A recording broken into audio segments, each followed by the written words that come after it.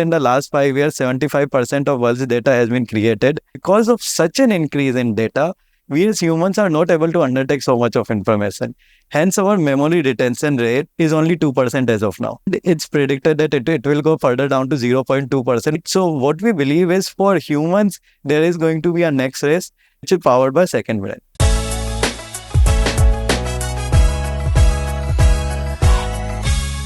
Welcome to another edition of Intelligence Unscripted. So today we have a very, very exciting company and the CEO and co-founder, Dhananjay Yadav. We'll call him DJ, which is a super cool name for the rest of the interview and also shorter. So welcome DJ to the program. Thanks a lot. Thanks for inviting me over here. Super excited. So usually when we have done this, we have done complicated software, AI products, but this is one of those very unique products where we just want to start by showing you the product and then we'll talk about it. We'll talk about what it does. So DJ, you're wearing this product. It looks kind of slick. It looks like some religious necklace that you're wearing. Tell us what it is and why everybody in India should be wearing one. So what we have created is an AI wearable which acts like your second brain. So it helps you in enhanced memory recall and decision making. So essentially what it does is everything which I am today speaking to you, Bala, it will basically store it as an information within a knowledge graph and help us in retrieving it any point of time, right? So as I speak more and more with you, over a due course of time, it will get more intelligent and it will help me retrieving all the information. Because if otherwise I was with you, right? And the kind of conversation which we are going to have, I would have either stored it as an MOM, which would be 4 or 5 lines, which would get lost, right? It won't be able to. Here, I will be able to get all the insights about this wonderful conversation. Okay. You're using a lot of technical jargon, so let's break it down first. Memory recall, MOM, I want to talk about all of that. So first of all, who is the user? Is it a business user, home user? Who's the target market for this product? So it's a business user which we are targeting. Okay, so that puts it in some context. I presume this is a business user using it in business meetings. Is that what? Yes, exactly. Okay. I'm a business user. I'm a CEO sitting in a meeting with like 5-10 people. And I'm wearing one of those once people stop asking me what that is. And we're sitting in let's say a 1-hour meeting. How is this device going to be useful? So basically, if you must have realized, right, one of the biggest things which took place in the last 5 years is that basically information, 75% of world's information was created in last 5 years as we have primarily transitioned to digital interaction post-COVID crisis, right? That's why you saw the rise of otters of the world, fireflies, TLDVs, right? They were essentially for your digital meetings. Now, as we have started moving in physical meetings, right? Like today I'm meeting you in physical and even in offices now we have started moving in physical meetings. We are not able to take transfers to both physical and digital meetings together to create a comprehensive second brain, and that's where the problem lies, right? While you had initially a digital note taker which will transfer every digital meeting for you, but there is no one which is able to transfer physical meetings. Got it. So this is sort of the otter for digital plus physical meetings, because typically in a meeting, there'll be 8 people in the meeting and then there'll be 2 people joining remotely, correct? Correct. Also be talking in the right. So I'm wearing this. What happens? So what do I need to do to activate it and what does it do? So basically you need to just switch it on from here on the back and then it's connected to an app. Now what happens is after every meeting, because it is connected to your calendar, right? After every meeting, it will create an MOI around Minutes of the meeting. Minutes of the meeting. And then you can not only, so if you have look otters, TLDVs, right? What they essentially do is you can question them or query them on the basis of meetings. But the problem with them is they are not identity first. So one of the other things which we are doing, which is very unique, is we are doing a voice fingerprinting of you. Okay. So as I am speaking with Bala, Bala has a specific voice spectrogram, which we call, right? Accordingly, it understands that every time when I am speaking to Bala, it will recognize Bala. And now what it is essentially happening is now not only can you query on the top of meeting, but I can query across meetings, every conversation which we have. Know the name Bala, correct? Because that I might or might not say that name. It knows like a unique person 1, unique person 2, person 3 kind of thing, correct? So the interesting thing is, if I keep on speaking Bala, it will understand from your spectrogram. And if I don't take your name, then after the meeting, it will send you a notification asking you new voice detected. If you enter that it's Bala, so every time that a spectrogram which is detected, it will directly tag. Exactly. Like your Google Photos. Yeah. Okay. It'll be like a Google photo. So I'm speaking and it's very unobtrusive. So it doesn't, it's not in the middle of the meeting. So it is taking the recording and then is it sending it to your phone? Yes, it's sending it onto the phone. And does it do any process? It does something on the thing itself. It's sending it to the phone and then what happens? It goes to the cloud. Okay, where cloud basically we have got our knowledge graph, right? So after that, what we do is when minutes of the meeting is created, the LLM on the backend, which is basically a small model which we are using, okay, which basically fires it back, the complete information, the MOM, right? And now you can query on the top of MOM. So that's why what we think of it like Jarvis from Iron Man. That's how it essentially does. So you can ask any and everything, and it will give response to any and everything. Tell me one thing. So when we speak, there is a lot of emotion, right? I'm excited by the product, or sometimes I'm scared or whatever, angry. Does it capture emotion? Exactly. So we are working on a speech prosody, which is basically your emotions. So it understands not only what you are speaking, but how you are speaking. So for example, today I'm excited. After the meeting, it can show me that you were super excited speaking with Bala. And tomorrow I can even ask questions like, I am not feeling well, who should I talk to? So it will understand from emotions that these are the person who generally upheaval your emotions, right? So you can ask those specific questions as well. But during every meeting, we want to make sure that individuals are able to effectively communicate as well. So how do you effectively communicate is by understanding what were your emotions. So if I am speaking to my co-founder, am I too anxious? Because of which I might not be able to effectively communicate. If I am speaking with you and I'm too excited, right? Then I might be able to communicate better. So you can start seeing those trends as well. Fascinating. How accurate is this? The emotion capture. So basically what we have tested it's around 97% accurate. It's very good.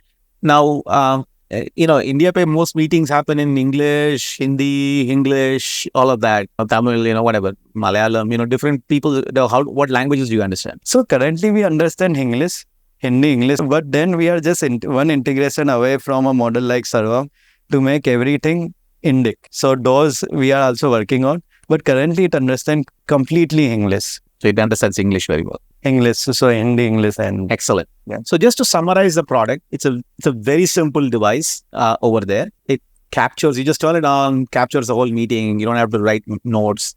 You don't have to keep minutes of the meeting. And then at the end of the day, it sends it to the phone, transcribes it into English or English. And then along with the emotions and other things, sends it up, and then later on you can ask easy questions like, hey, what did Bala say about something?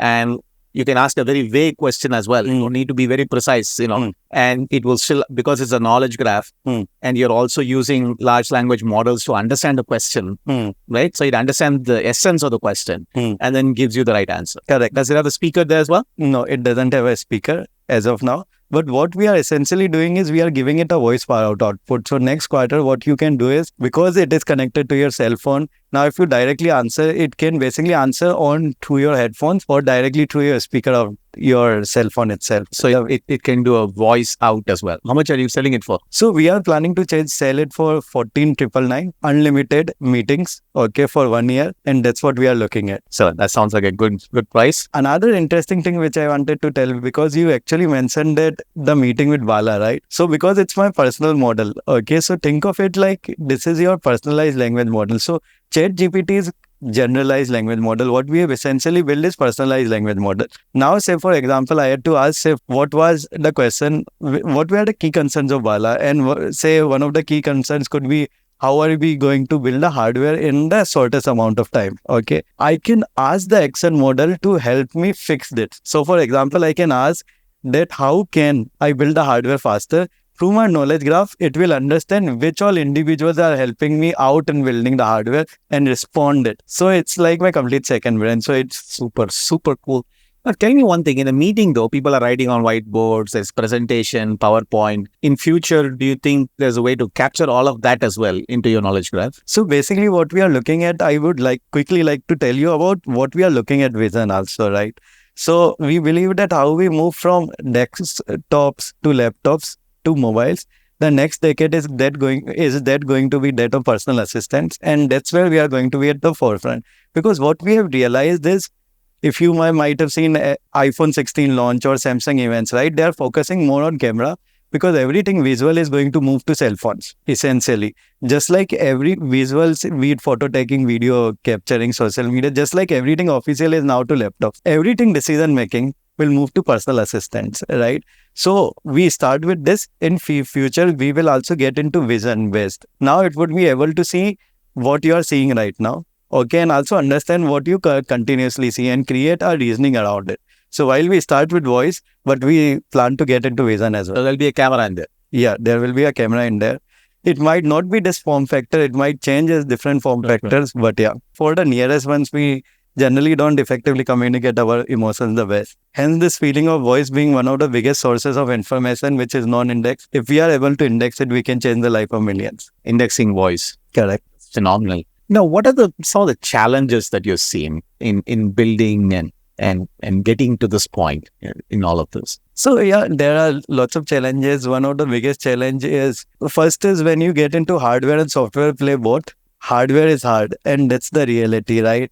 That is something which I have realized initially when I wasn't into hardware. I used to always think why people say this, but when you get into hardware, you realize it, but it's more fun. I have figured out that hardware building and hardware is more fun than anything else, right? So essentially everything, right from designing to understanding what's going to be into your internals, what kind of batteries you are supposed to do, how are you going to create your firmware, right? PCB designing, all those kind of things are complex. It takes time, but it's fun because it makes you learn. And that's why I think I feel the same way when Elon Musk must have created an SpaceX and Tesla. What kept him driving were these things, because it keeps on changing and you can keep on getting better at it, and it's really fun. And the second big thing was, basically we were bootstrapped, right? So basically it was me and Aryan who were essentially initially working 16, 18 hours a day, and it was very intense. And building everything, which currently even in US market or any other place, right? People don't have a fully functional prototype, and we coming up first in the market was one of the things which we stuck by. And that's how we created the most working prototype of second brain, where you can question everything and also how it would look good. So right from the app which you have seen to the pendant form factor to everything has been designed and worked by us somewhere or the other. So it has been hectic, but it has been fun. Awesome. How long did it take you? So basically we pivoted to this idea in December, and like I have told you that we keep on working day in and day out. So we started, this is basically what you see is the third prototype. We already created first prototype, which was chunky, okay, which we tested out on basically a laptop, seeing that everything is working. Second, we created within a month, where we had companion app. Third is this. As we talk, we are about to launch our fourth prototype for testing purposes for first 50 individuals. So yeah, it has been, considering December, it has been very fast that we have reached in so many prototypes, but yeah. So what are the competition? The US where there was a company, right? What's the Notion? What is the company that? So the US, there is a company known as Limitless, okay, which are valued at around 350 million, which are further by A16Z, which have already raised their Series C or Series D kind of around. But they are also not creating personalized language model. They are a simple note taker. What we are essentially going for, identity first approach. Exactly like your second brand, how it works. What we believe is our future competitor is Neuralink, where now we want to basically understand you as an individual, what you are. So in future, it can take decisions on your behalf. So when I have your deep context, right, when I am speaking with Vala, when I am speaking, say, with anyone, right, it understands from my knowledge graph. Also, because it's my personal assistant, right? So I am working, I am driving it. It takes my self notes also. So it truly understands my context. So tomorrow, it can take decisions. Like, for example, if I want to order something, it understands what are my calorie target, what kind of cuisines I like. So it can basically, if I come and tell in the night that I'm too tired, can you order something for me? How about I order this or this? Rather than you going into Swiggy or Zomato. Similarly, it understands things like events. How about I want to go out for certain event, it can recommend me rather than you going to a BookMyShow or Paytm. So long run, we see it as a complete second brand, where we see our competitor as Neuralink. But right now, as a meeting note taker, which also we are very unique because no one has a personalized language model. So to summarize this part of it, most of the people are thinking of it just like a note taker. Your view is it's much more than that, because I'm understanding your voice, I'm sitting on your phone. I have a 360 view of who you are. Of course, in this right now, the context of the meeting, but later on it could be beyond that. So I can actually be your second brain, at least make in context decisions, because I've seen you talk and how you behave, and so I should be able to mimic it. Correct. Sometime in the future. Tell me one thing though. Why would you need a device? Why not just like an app on the phone? Yeah. So this, many people have asked us. One is basically it's frictionless, right? If I had to meet you in event anywhere, right? For me to open a device, start a recorder is very time consuming, right? And this is completely frictionless. So first is when I'm meeting you outside, anywhere else, right? It will directly understand you, record it over there directly. I don't need to take out anything.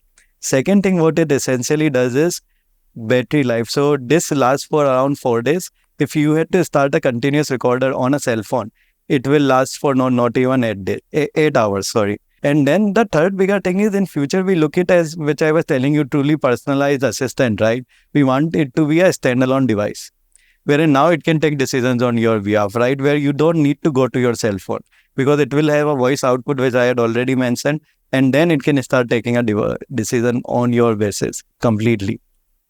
Fair enough. So obviously all of this raises the questions about ethics and, hey, there's a lot of personal data. Now you're talking about my second brain, right? Meetings are confidential, even without confidential meetings, right? Especially in future, if you put a camera now, I need to be sure that I'm trusting you guys with all the data. What if there's a hack? What do you say to that? So basically, since we are on voice fingerprinting, they can't hack you like your cell phones, right? Because you have got your fingerprints over there. So they can't hack you. That we have made sure, because now it only understands your voice and only then it can unlock. Second thing what we have done is essentially, which is very unique, is that for everything which we are talking, right, there is going to be an LED, which right now is small over here. But in the next version, it's a larger LED. It's like a truss light. So when you are in an auto meeting, when you are in a Zoom meeting, you will see there is a red light which is initiates, right? Which is their way of saying that this is getting recorded. We are also essentially saying that whenever you look at it, it's like Meta Glass also saying that whenever you look at it, there is a red signal, okay, which is your truss light, right? Which we are putting over there. Second, essentially what we are also doing is we are giving the power to the user. So for example, think of it when before the launch of iPhones, right? When camera got in camera, there was a lot of issue about people actually looking into your privacy, right? Because no one can control who is taking your video or photos, right? So what iPhones essentially did was, or any phone, right? When you get a new phone, it will ask for disclaimer, I agree. So power is to the user. Then you can basically start using your camera. So that was the first time when essentially with the launch of iPhones, cameras were allowed in offices, right? So that's what we have essentially realized is for a voice recorder like us, we want to be completely ethical. Hence, we want to give the power to the user. They have to agree with the privacy and the trust light, right? Showing it that it is recording you. So these kind of things to make sure that there is nothing of that sort, which is the complete ethics are in place. Third thing which we are doing is from the tech perspective. So we basically make sure that none of your PI, personal identification information, are ever transcribed. So like your emails, phone numbers, credit card detail will never pass through it. Then we have got a security storage in AWS. So your storage is yours. That's there. Okay. These are the two things which we have made sure over there, that there is no one who is able to first get your personally identifiable information. Second is personal storage, which has all the data encrypted over there. So your point is that, hey, this is, first of all, I'm giving control to you. So I'm letting you know continuously that red light blinking there shows that this is on. So it's not going to suddenly secretly switch itself on. Secondly, it's like Otter, right? It's as secure as Otter is, right? Otter is transcribing business meetings today, and everybody has gotten used to it now. Correct. So your thing is people will basically get used to it, just like they got used to cameras in iPhones when it first came out. This leads me to the larger question. So with AI, we're also seeing, a slew of devices coming, right? And some of them are worked out, some of them are not worked out. But where do you see the future? Do you see this human AI symbiosis where there are these devices where it makes sense to have an extra device besides your phone. And where do you see this wearables, devices, AI, all sort of fusing? What I essentially see is that in future, like every decade, right, we see a change in form factor. Now we are moving closer to human-machine symbiosis. So essentially earlier we moved to laptops, which are very convenient. Then we moved to basically phones, essentially, which was your extended self. Now this is going to be yourself. That's where devices will come in. In future, I see that there is going to be invasive technologies like Neuralink also, which will start coming in. But those would be, say, 20 years down the line. Maybe early adopters will start taking it 10 years down the line. But right now we are in that phase of wearables where specific wearables, which basically give you insight, okay, will work. So for example, like recently we have seen a slew of rings which have also started penetrating the market. Wearables in terms of your decision-making capabilities, right? Now what we are seeing in US and Europe, people don't use their cell phone. They will use their iWatches to talk, call. Everything is happening via iWatch, right? Because it's just a way better form factor. Here also, like in future, I believe that everything regarding decision-making, right? If you are standing there and I want to get an Uber, right? I can directly tell it, how about you book me an Uber? It can, right? Similarly, if I want to order something, if it knows truly you, it can order something. So those all things will go away and devices will become more specialized, which in case of mobiles, they are basically going towards camera route where everything visual will continue to be there. And similarly, like laptops have already been there with the professional side of things. So which leads me to my next question, which is the future. You already gave us one peek, which says, hey, I don't need to open up the phone, click 10 buttons, Uber, etc. I will just tell it, order me a Uber here. Correct. Right? And that's all it needs to know.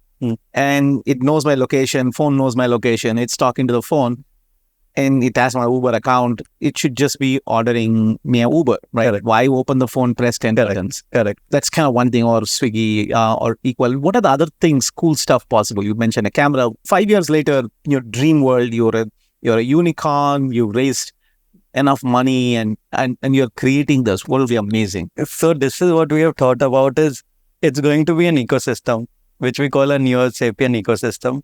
So now it's going to be a part of your daily life. So for example, if you had to take a Ether or your car, right, it would be powered by NeoOS because it understands the kind of conversations you have. If you are stressed out, if you are feeling good, right, it can basically recommend, since you are stressed out, you might like going to have a dessert or a drink. It can basically recommend those. How about I take you out there? Because that's like the autopilot of things, right? It can also tell you, how about you seem stressed out? How about you go for a gym session, right? Because now it understands you as an individual. So it can create those autopilots, which I call, right? Where be it driving, be it taking scooters, it can give you autopilot. Second is what we also believe is your watches will also start getting a speech prosody. So when you are in between meetings, right, you will be able to understand that whether you are getting anxious, whether you are feeling better, okay, it would be able to truly understand you. How are you feeling at that point of time? Third ecosystem play, which we also think is going to get bigger, is that we are going to have not only this, but tomorrow we can also have specs in India, right? Like Meta glasses in India, because we already have the tech ready. We can basically partner up with someone to actually see what you are seeing. So now I have power of not only your voice, but your visual, and create the most comprehensive models to actually understand from you where you are going, what you are doing, what you are essentially talking about, to truly understand you. And that's what I believe is going to be the future of everything, where a personal agent truly understands you, where the personal agent is part of your daily life. It understands what you see, it understands what you are doing, it understands where you're going. DJ, this is super fascinating. Sounds like a science fiction movie, but looks like you are actually bringing it to life. The name NeoSapiens, is it a Harari reference or why did you come up with the name? So one of them is Harari reference also. But the idea was creating a smarter race of humans through human-machine symbiosis. So what we realized was essentially how humans have evolved has been on two things. One is the amount of information. Second is the complexity of processing the information. Accordingly, we moved from Homo habilis to Homo erectus to Homo sapiens. And our cranial capacities change. But it has so happened that in the last 5 years, 75% of world's data has been created, which has been because of us moving to digital interaction post-COVID crisis, right? Because of such an increase in data, we as humans are not able to undertake so much of information. Hence, our memory retention rate is only 2% as of now. And it's predicted that it will go further down to 0.2% with the rise of AR, VR, right? So what we believe is for humans, there is going to be a next race, which will be human-machine symbiosis, which is powered by second brain, which will be able to transfer large amount of data and large amount of complex data to make you more efficient. Absolutely. So the reference to Harari is you all know Harari wrote a famous book called Sapiens. And in his second book, he talks about devices like this, Homo Deus. And looks like you've been inspired, but you're really actually bringing it to life. This is super exciting. It's wonderful to see such serious technology come out of India, come out of Bangalore. And we wish you all the luck. We want more of this to come out. But before we go, one last thing, any advice to the entrepreneurs? Because people, like you said at the beginning, whenever you use the word hardware, both the venture capitalists and the entrepreneurs run away very fast.